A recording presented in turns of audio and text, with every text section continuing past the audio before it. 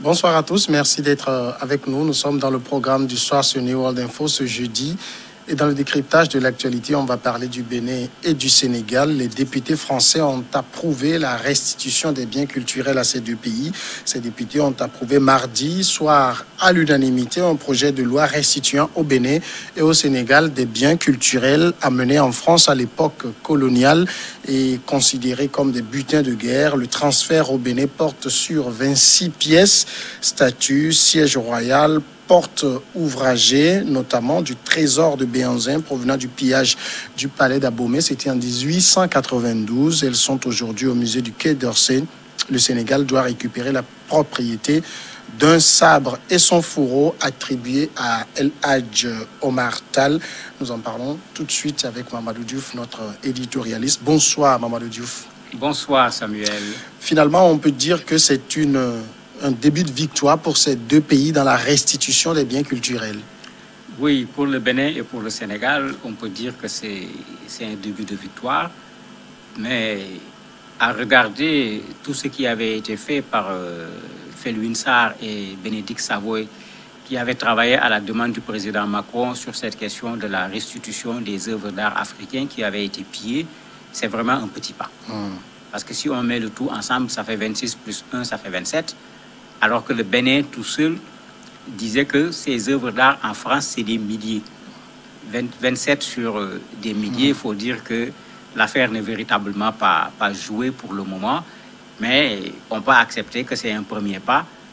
Il va falloir qu'ils aillent plus loin, alors que malheureusement, la loi a été une loi particulièrement restrictive, parce que ça ne concerne que le Bénin et le Sénégal. Ça ne concerne pas la restitution des œuvres africaines de façon générale. Alors justement, d'abord, expliquez-nous pourquoi est-ce qu'il a fallu faire une loi spécifique pour ces œuvres, pour ces pays-là? En fait, il y a un problème qui se pose par rapport aux musées en France. Ce patrimoine qui est là au niveau des musées, ils en ont fait un patrimoine qui est inaliénable. Donc, dans le principe, c'est un patrimoine des musées publics français. On ne peut plus mettre ce patrimoine à la disposition d'une personne. C'est pourquoi dans les discussions sur la restitution, à un certain moment, les gens avaient évoqué le fait que la France prête les œuvres aux propriétaires. Bon, les gens avaient trouvé ça quand même incongru. Comment on va, au lieu de rendre une œuvre à son propriétaire, lui dire que si tu veux, on peut le prêter pendant 2 semaines ou bien pendant 1 mois. Après, tu nous restitues ce qui t'appartient. Mais l'obstacle était lié à ce caractère inaliénable des collections publiques françaises. Et pour le Sénégal et pour le Bénin, c'est cet obstacle qu'ils ont levé, mais de façon spécifique.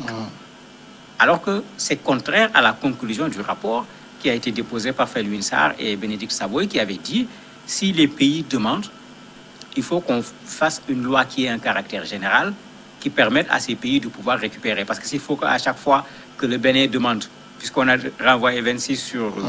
on va renvoyer plutôt 26 sur plusieurs milliers, est-ce que pour chaque œuvre, il va falloir que l'Assemblée vote, qu'on aille au Sénat, que le Sénat vote avant qu'on ne puisse rendre au Bénin? Ça n'a pas de sens.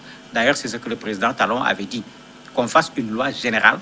Et il avait été très clair que cette loi générale permette une restitution de façon massive de ces objets qui, pour une bonne part, ont été pillés.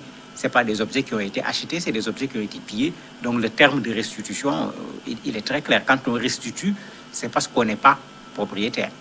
La France peut-être craint également de voir ces musées être dépourvus de ces œuvres qui font aujourd'hui sa fierté et également sa richesse d'un côté. Oui, c'est tout le problème pour la France, mais bon, qu'est-ce que les gens veulent? Ce n'est pas un patrimoine culturel français. C'est un patrimoine culturel africain.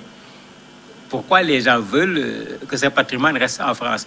J'aimais bien ce que disait tout le temps Maître Passéré Titenga du Burkina, qui a son musée au niveau du Burkina. Il disait qu'en fait, même les œuvres d'art africaines étouffent là où on les a mis. Il n'y a pas de soleil. Il n'y a pas de cases. On les a mis dans du verre. Ce n'est pas ça leur environnement. Il faut ramener ces œuvres dans leur environnement. Il disait que même l'âme de ces œuvres sont en train de souffrir parce que ces œuvres ne sont pas là où elles devraient être. Mais il faut qu'on s'entende. On parle de patrimoine mondial, on parle de patrimoine universel.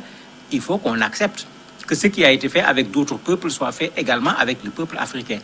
C'est le patrimoine culturel du peuple africain qu'on le rende au peuple africain. Maintenant, quitte à ce que les musées français, s'ils ont besoin d'avoir des œuvres à présenter pendant des saisons déterminées, que ça soit le contraire, que les musées africains s'adressent aux propriétaires de ces œuvres, comme ça se fait entre les pays, pour pouvoir exposer ces objets pendant un temps et les remettre à leurs propriétaires. Mais on nous proposait plutôt le contraire en disant que bon, on n'a pas de musée adéquat, on ne pourra pas garder ces œuvres, mais bon, ces œuvres historiques qu'on a volées juste autour des années 1850 et autres, ces œuvres, on les a trouvées, elles avaient déjà 350 ans. Donc si c'est conservé, on savait conserver, même si ce n'était pas dans le musée classique que nous connaissons aujourd'hui. Alors si on considère que ce sont des œuvres qui font partie du patrimoine culturel de ces pays africains, est-ce qu'on ne peut pas aussi dire que ça fait un peu partie du patrimoine historique de la France? Non, ça ne peut pas faire partie du patrimoine historique de la France, parce qu'il ne faut pas qu'on joue à ce jeu. Dans ces œuvres, on a plusieurs choses. Il y a du pillage, il y a du vol. Au Bénin, les œuvres qui sont en train d'être rendues ont été pillées par le général Dobbs. Le sabre de El Hadji Omar qu'on veut rendre au Sénégal a été pillé par le général Archinard. Donc c'est connu. On sait qui a pris et dans quelles conditions. Bon, on dit les choses, j'allais dire, de façon gentille, en parlant de butin de guerre. Ce n'est pas un butin de guerre, c'est du vol, que les choses soient claires. Maintenant, la France ne peut pas utiliser cette expression, même s'ils utilisent l'expression butin de guerre, bon, libre à eux de le faire, mais que les choses soient claires, c'est des œuvres qui appartiennent d'abord à l'Afrique. C'est d'abord un patrimoine historique de l'Afrique. Maintenant, on est d'accord, à un moment donné de l'histoire, les Français venus en Afrique pour la colonisation nous ont pris ces œuvres, mais on n'est plus dans la colonisation. Donc, que les œuvres reviennent en Afrique. Et quand on en parlera, on les montrera comme des œuvres qui ont été volées par les colons.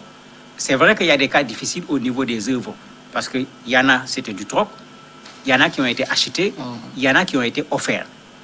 Mais la difficulté et le rapport de Félix Sarr et sa voix le montrer, on n'a pas toujours la précision sur toutes les œuvres.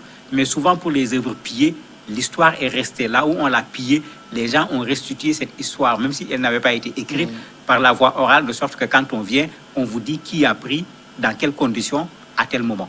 Donc il y a des œuvres, il faut les restituer sans discuter. Maintenant, celles qui ont été achetées, peut-être il va falloir discuter avec les propriétaires pour voir comment faire pour que la restitution soit également possible. Parce qu'aujourd'hui, si vous volez une œuvre d'art dans un musée donné dans le monde, même si vous vendez l'œuvre, l'acheteur n'est pas un propriétaire de cette œuvre. Il sera obligé de restituer si on voit l'acheteur. Mais qu'on fasse la même chose avec ces œuvres africaines, tout simplement. Alors, le Bénin va recevoir 26 pièces. Le Sénégal, il n'y a que le sabre d'El Hadji Omar Tall. Pourquoi c'est seulement cette seule œuvre qui est restituée au Sénégal? Ben, ça fait partie de ce qui est dénoncé aussi bien par le Bénin que par le Sénégal. Parce qu'en fait, le principe du rapport qui a été déposé, c'était que les pays africains eux-mêmes demandent la restitution de telle et de telle œuvre. Ça n'a pas été le cas. D'ailleurs, le responsable des musées au Bénin l'a dénoncé également en disant ce n'est pas le Bénin qui a demandé ces 26 pour qu'on leur rende ces 26, puisqu'il y en a plus. Et le choix des 26 a été un choix unilatéral. Mais ça touche à ce que je disais tout à l'heure, c'est les œuvres que la France ne peut plus garder parce qu'il est clair que c'est le général Dobbs qui avait pillé ces œuvres-là au niveau du Bénin. Au niveau du Sénégal, le sabre dont on parle est actuellement à Dakar. Il est actuellement au musée. Il avait été prêté au Sénégal. Et je me rappelle à l'époque, certains historiens sénégalais qui avaient dit, bon, comme le sabre est revenu, que la loi soit votée ou pas, le sabre ne retourne plus. Un point, un trait, c'est d'ici qu'on l'avait pris, c'était un vol, on le garde, comme si on a repris quelque chose avec un receleur. Mais ce n'était pas la posture, bien sûr, de l'État sénégalais, qui, en même temps qu'ils avaient emprunté l'œuvre à l'ouverture du musée, avait entamé un certain nombre de procédures pour que cette œuvre puisse rester au Sénégal. Et c'est le cas. Cette œuvre ne va pas quitter la France pour aller à Dakar. Elle est déjà à Dakar. Elle va rester tout simplement avec cette loi. Il y a d'autres éléments qui vont être réclamés, parce que même la famille de El Hadji Omar ne réclame pas que le sabre. Il y a d'autres objets qui appartiennent à El Hadji Omar qui sont en France, qui sont réclamés par la famille et qui veulent que l'État sénégalais s'en mêle. Et ce n'est pas les seuls, il y en a également par rapport à d'autres royautés qui étaient au Sénégal, dont les œuvres sont dans les musées en France. Le problème aussi avec un peu les pays africains qui ont été confrontés à ce genre de situation, par exemple le Tchad parle de plus de 10 000 œuvres qui se trouvent en France, c'est que ces pays ne font pas de demande de restitution générale. Le vrai problème, il faut que les gens utilisent le rapport de Philbin Sarr, parce qu'il y avait un sérieux problème qui était là. On connaissait les œuvres exposées. Et puisque quand on expose une œuvre, on dit que ça vient du Bénin, ça vient du Sénégal, le Sénégalais qui passe peut savoir qu'il y a telle œuvre du Sénégal qui se trouve ici. Mais même le responsable des musées au Bénin l'a reconnu, tout en sachant qu'il y a des milliers d'œuvres du Bénin qui se trouvent en France. Il a été très clair, il n'y a pas eu un travail au niveau du Bénin faisant l'inventaire de ces œuvres. Ce qui veut que même si le Bénin veut réclamer, le Bénin va réclamer ce que l'on connaît pour le moment. Il y a des œuvres qui ne seront pas réclamées parce que ces œuvres n'étant pas exposées, on n'est pas effectivement au courant. Mais ce qui est intéressant, c'est que ce rapport avait permis déjà de faire l'inventaire, pas de tout ce qui existe, mais d'une bonne partie de ce qui existe. Et ils avaient dit clairement que eux, leur rôle est terminé. Maintenant, c'est aux États de voir ce qui leur appartient et de passer par la procédure pour permettre que ces œuvres-là soient restituées. Donc le Tchad doit le faire, le Sénégal, le Bénin, le Togo éventuellement, puisque rien ne prouve qu'il n'y a pas d'œuvre également du Togo qui se trouve dans cette zone, que le travail d'identification de l'œuvre soit fait, qu'on prouve que c'est une œuvre qui fait partie du patrimoine culturel du pays concerné, et qu'ensuite on demande à la France la restitution de cette œuvre. Il y a aujourd'hui un problème qui se pose, c'est que ces œuvres reviennent et vont entrer dans des musées, mais quand vous prenez le cas du Bénin par exemple, le musée d'Abomey-Calavi qui doit accueillir la plupart des œuvres n'est pas encore prêt. Oui, il est vrai que le musée n'est pas encore prêt, mais je crois qu'il y a au Bénin des muséologues, parce qu'actuellement c'est devenu une spécialité, il y a des historiens, il y a des gens qui sont là, qui continuent cette œuvre traditionnelle parce que la chefferie n'a pas disparu. Même sans musée, ces gens doivent connaître la valeur de l'œuvre qui est restituée. Je crois qu'à partir de ce moment, en attendant que le musée soit prêt, ce n'est pas quelque part au Bénin où on peut déposer ces objets en sécurité qui manquent. Il ne faut pas qu'on nous bouscule sur le musée n'est pas prêt, il n'y a pas telle condition. Il y a d'autres musées qui existent au niveau de nos pays, même si ça ne remplit pas un certain nombre de conditions, on peut les améliorer et y déposer ces œuvres en attendant que les musées où on veut les exposer soient complètement prêts. Amadou Diouf, merci d'avoir répondu à nos questions. C'est moi qui vous remercie. Tout de suite, la pause et l'invité juste derrière.